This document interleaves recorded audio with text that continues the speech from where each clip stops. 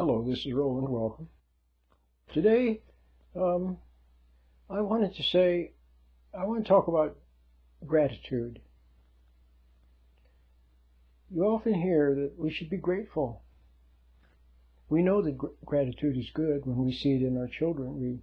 We know it's good. And when they're ungrateful, we know there's something wrong with that. And we also know that applies to us also. Well, then the question is, why aren't we grateful? We know we're supposed to be. I was listening to I like to listen to the Christian radio, especially programs where they quote Scripture. I just love Scripture. And the gentleman was quoting from Psalms, I think Psalm 40 and Psalm 98 and various places, and said you should be grateful to God. And God himself, I remember back in the Old Testament, I don't know if it was Deuteronomy or Leviticus or somewhere, but he said that we're supposed to remember what he did for us, or he told his people they should remember what he did for them. So we should. And we all know that. Okay? But honestly, a lot of people are not great. They don't feel grateful. So I want to talk about that. And the reason is, would you like to know why? Does it mean because you're a terrible person? No, not necessarily, although you may be a terrible person, but you probably aren't. If you're watching this video, you probably aren't, or not. But why aren't we grateful? I can tell you. I can. And you won't, when you hear it, it won't sound right, but if you give it a little bit of thought, you'll see it is right. The reason that we're not grateful is because we don't know God. See? That's the reason. And we forget God. We don't know God. We forget God. Why is that? I can tell you. Is it because we're selfish? Yeah, we are. And we get caught up in the things of the world. The cares of the world, as Christ said. Yes, that's true. And we're kind of short-sighted. We're thinking, what am I going to do next? And what am I going to eat next? And then when we're eating dinner, we're thinking, what am I going to have for dessert? Then when we're eating dessert, we're thinking, well, what am I going to drink with my dessert? Tea or coffee or soda? See, it's like that. But it's much deeper than that and simpler. And when you hear it, it could mean a great breakthrough for you.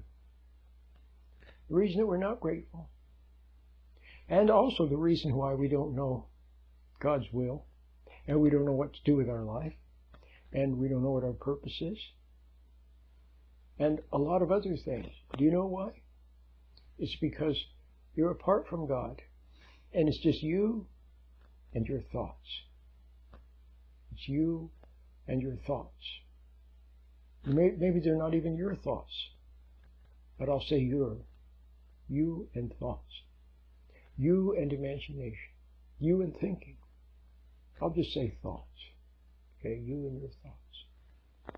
That's your relationship, you and your thoughts. And your thoughts, what do? Do your thoughts help you to be grateful? Do your thoughts lead you anywhere? No, they don't. It's like a squirrel cage going round and round and round. And what do they lead you into? Do they lead you into faith? No, they lead you into worry and resentment, don't they? So they're actually tempting you.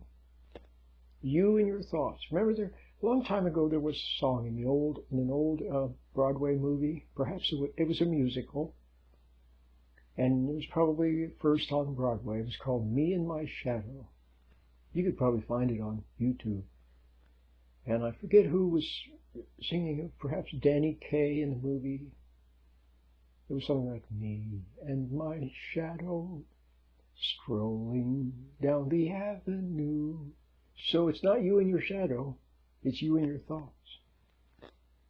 That's your constant companion.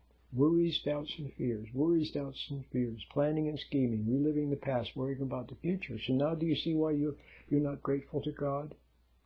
It's because you're not associating with God. You're associating with your thoughts, which mislead you. They lead you into doubt, and into faith, and into worry, and into planning and scheming, and into error. Can you see that? Okay. If you can see that, well, that's a big step in the right direction. It's a big step. So, your thoughts. Don't your thoughts deceive you, mislead you, fool you, trick you? Don't they involve you and absorb you? You can get totally absorbed in your thoughts. You're so lost in thoughts that you bump into the wall, or drive by the exit you're supposed to have taken, or stumble on a chair. Lost in thought. And it also makes you inconsiderate and rude, and you don't even know you're inconsiderate and rude because you're lost in your thoughts. Your child comes up to your partner with a question. You don't even hear them. You say, huh? So you're lost in your thoughts with the assistance of texting, television, music, videos, games. Those assist you to remain lost in thought and imagination. So now, did you know that? Now you know what the answer is. To have a new attitude and to discover gratitude. Wouldn't that be nice? And to discover joy and a lot of other wonderful things. Okay? The answer is to get out of your thoughts. See? Who teaches you that? Nobody. What do? They teach you to get into thoughts. At school they say study, study, study. Read, study, study.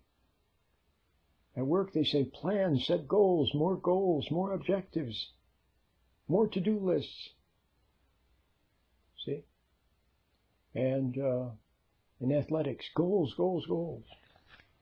And then if you want help, some kind of help with your frustrations, then you look for meditation. And what do they say? Visualize this and visualize that.